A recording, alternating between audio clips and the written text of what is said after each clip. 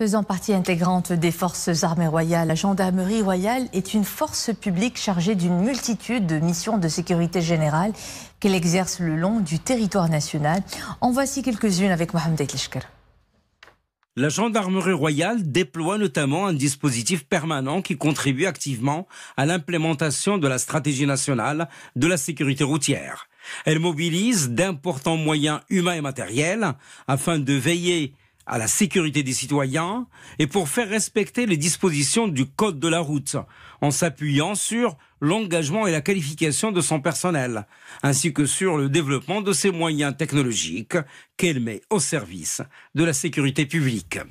La dimension humaine des missions de la gendarmerie royale réside principalement dans ses missions de sauvetage et de secours, missions qu'elle effectue au profit des citoyens se trouvant en situation de détresse ou enclavés dans des zones difficilement accessibles.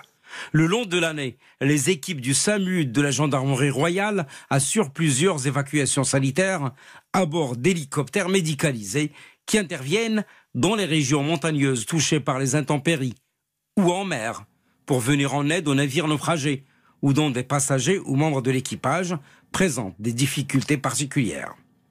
La formation du personnel occupe une place centrale au sein de la gendarmerie royale qui dispose de plusieurs écoles et centres d'instruction où les futurs gendarmes suivent un cursus de formation militaire et professionnelle, leur inculquant les aptitudes physiques et morales ainsi que les connaissances nécessaires à l'accomplissement de leur mission future.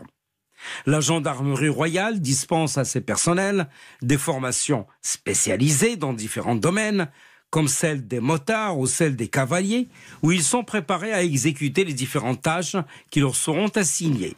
À l'image des équipes d'intervention qui constituent les unités d'élite de la gendarmerie royale. Ces unités, dédiées à la lutte contre le terrorisme et le grand banditisme, suivent des formations pointues.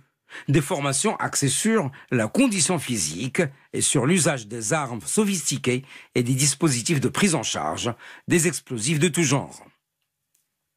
De plus, depuis le déclenchement de la pandémie du Covid-19, la gendarmerie royale a été fortement mobilisée aux côtés des autres départements concernés par la lutte.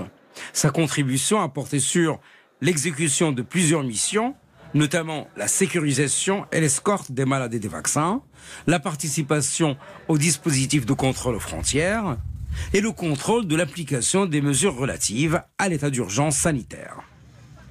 La gendarmerie royale est engagée aux côtés des forces armées royales dans leurs missions humanitaires exécutées en dehors du territoire national, comme c'était le cas lors du déploiement de l'hôpital militaire de campagne au Liban en 2020, ou encore pendant les 8 années de déploiement de l'hôpital militaire de campagne à Zaatari, en Jordanie.